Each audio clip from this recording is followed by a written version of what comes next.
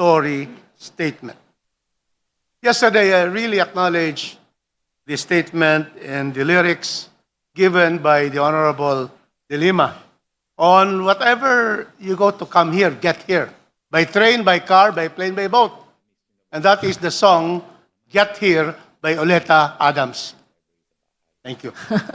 But in the prefatory statement, it seems that the prefatory statement is from the man from La Mancha, the impossible dream. I like to ask, is the quest to impeach the Vice President an impossible dream? Not at all. Okay, so the prefatory statement should have been changed.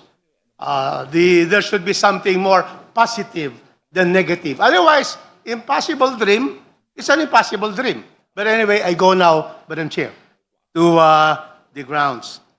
We will methodically go into the grounds to try to go to trial against the Vice President. So, number one, the first ground is Vice President Duterte committed culpable violation of the Constitution. There is none. There's no direct. We cannot have a violation of general principles of state policies. There has to be a point, according to the Supreme Court, there has to be clear, specific provision that is directly violated by the impeachable official. There is none. There is no allegation on that. Next, and this is where there is what we have to discuss because there are many underlying grounds for betrayal of public trust. The first one as stated in the complaint is committing plunder. Madam Chair, plunder is under Republic Act 7080. You have to put in here all the elements of plunder, which are for misappropriation, conversion, misuse or malversation of public funds, receiving the commissions. He receives the money, the kickbacks, you see, illegal fraudulent of conveyance of assets or taking advantage. All of these were not alleged in the complaint. So we take out plunder. Now, malversation. Malversation is governed, Madam Chair, by the law on Article 217 of the Revised Penal Code. So there are also requirements for malversation to support betrayal of public trust. And the elements here is that the offender is public officer and, as decided by the Supreme Court, she should be an accountable officer. The Vice President is not an accountable officer. Oh, who are the accountable officers? By definition, according to the Supreme Court, accountable officers are cashiers, treasurers, property officers, and the like. She is the Vice President. And so therefore, this malversation cannot prosper as stated directly. However, this is where it will be. However, there is allegation here that there is conspiracy. Ayan. The accountable officer, if there is conspiracy by the head of office, under the ruling of the Supreme Court, there may be malversation through conspiracy. And that is what they are going to therefore make as a support for committing betrayal of public trust. And then, graft and corruption. It is governed by Republic Act 3019, Article 3. So, paragraph 3, E, F. And there is also no clear allegation that because of his office, he gave due advantage or she received kickbacks. This is confidential funds. And so therefore, Madam Chair, we could not also say that there is graft and corruption.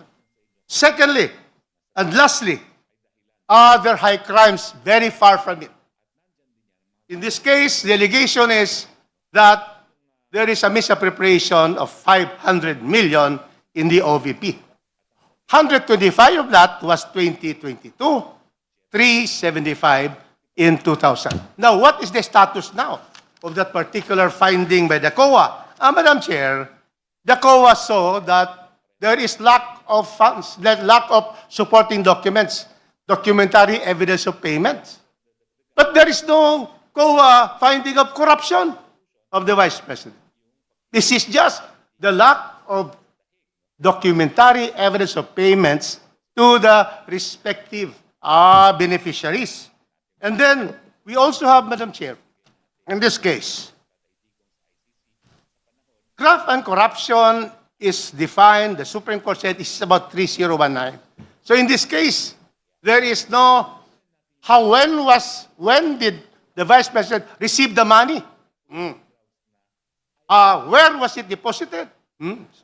So, therefore, receiving these gifts or kickbacks under under 3019. If I may interrupt, Honorable Rodriguez, you are more than 5 I'm minutes, just going so to wind kindly up, wrap Madam up. Chair. I'm just going to wind up. And then other high crimes, it is far from other high crimes. So therefore, Madam Chair, these are my observations, and we are going to say, and I'm going to state here, that as far as betrayal of public trust, there is a recital of facts sufficient, Yes. substance in substance, to go to trial. The particular case here, there was observation, audit observation, and there was notice of disallowance. That's correct. But then the Vice President has appealed this to the Commission on Audit. As to allegations found by our committees on various matters, these are to be explained in the trial. Yes. And so therefore, I find that the first ground, there is substance in substance of this form. Thank you, Madam Chair. Honorable De Lima, your comment? I absolutely agree with the Honorable Rufus Rodriguez with respect to his summation that these are constitutive of betrayal of public trust. Now, it's not an argument that, the other grounds, culpable violation of the Constitution, graft and corruption,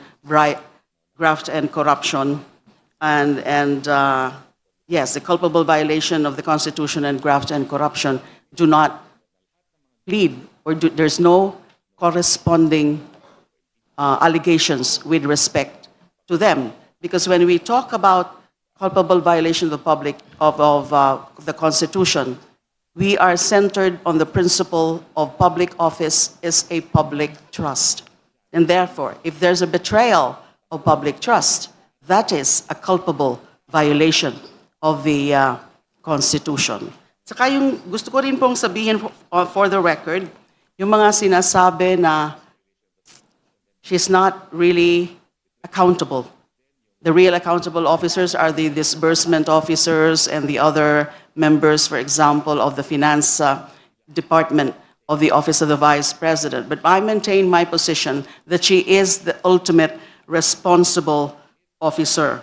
And in fact, I just got a list of the annexes where nandyan yung mga signature ni VP Sara, annexes C, D, D-1, F, G, H, H-1, I-1, Q, R, R-1, R-2, S, S-1, S-2, T, and V3, V-3. Those documents attached to the complaint, and these are certified, and these are photocopies of the original, are there showing the participation, the knowledge of VP Sara.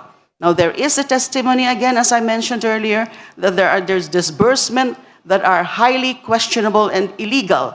These are also meant for persons not within the contemplation of the spending or expenditure of the confidential and intelligence funds of any office. So betrayal of public trust, I agree, this is the strongest ground that encompasses all of the other allegations subsumed in this ground number 1. Thank you. Thank you, Honorable De Lima. Now we recognize